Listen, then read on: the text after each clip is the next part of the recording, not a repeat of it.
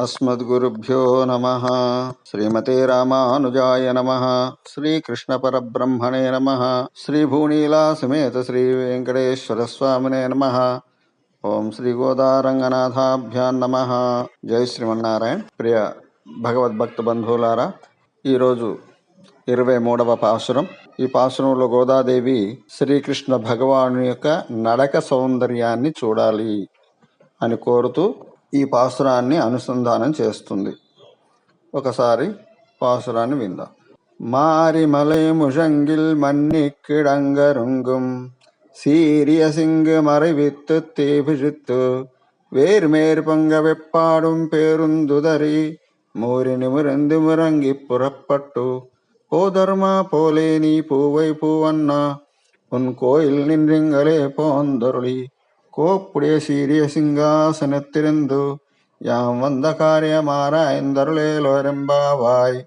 மாறி மலை முழங்கில் மண்ணி கிடங்கரங்கும் சீரிய சிங்கம் அறிவித்து தேபிழித்து வேர்மேற் பங்க வெப்பாடும் பேருந்துதறி மூறி நிமிர்ந்து முறங்கி புறப்பட்டு போதர்மா போலே நீ பூவை பூவண்ணா உன் கோயில் நின்றிங்களே போந்தருளி கோப்புடைய சீரிய சிங்காசனத்திருந்து யாம் வந்த காராய் மாரைந்தருளேலோரெம்பாவாய். ఆండాల్ దివ్య తిరువడిగలే శరణం. స్వామిని వచ్చి సింహాసనం మీద కూర్చోవాలి అని ప్రార్థిస్తున్నారు. నిన్నటి రోజు ఎలా కళ్ళు తెరవాలి అని ప్రార్థించారు. ఈరోజు స్వామి ఎలా నిద్ర లేచి నడిచి వచ్చి సింహాసనం మీద కూర్చొని వాళ్ళ ప్రార్థనలు అందుకోవాలి అనేది ఈ పాసురంలో అమ్మవారు ప్రార్థిస్తుంది. వర్షాకాలం నందు పర్వత గుహలో ముడుచుకొని పడుకున్నటువంటి సింహము నిశ్చలంగా పడి ఉంటుంది. కానీ నిద్ర లేచినప్పుడు శౌర్యము గల సింహం మేలుకొని తీక్షణములైనటువంటి తన చూపులను నాలుదిప్పులా ప్రసరింపచేస్తుందట. ఒకసారి చుట్టూతా చూస్తుంది లేవగానే ఇలా. ఆ తర్వాత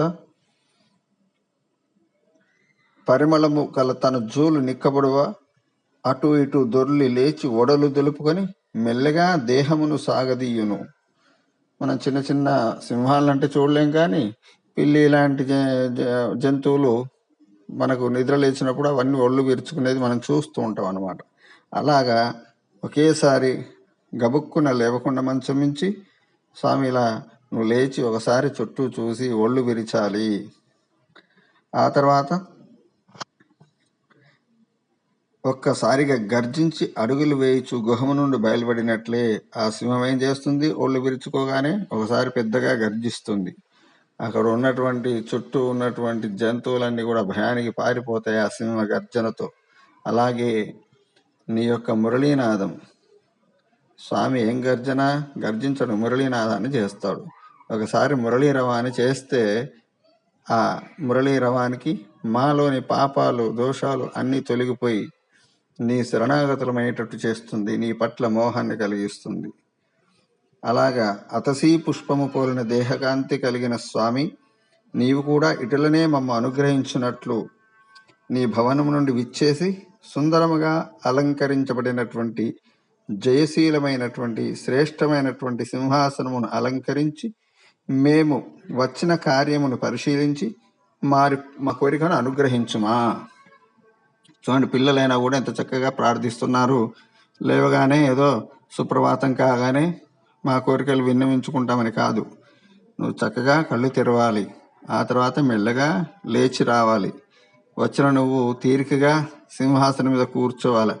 వచ్చారా ఏంటి పోండి అనకుండా ఆ సింహాసనం మీద కూర్చొని మా అర్చనలు ఆరాధనలు అందుకొని మా కోరికలు మా విన్నపములను విని వాటిని తీర్చి మమ్మల్ని అనుగ్రహించాలి అని ఈ పాసురంలో అమ్మ గోదాదేవి శ్రీకృష్ణ భగవాను వేడుకుంటుంది. సింహాసన పాట్టు అంటారు ఈ పాసురాన్ని.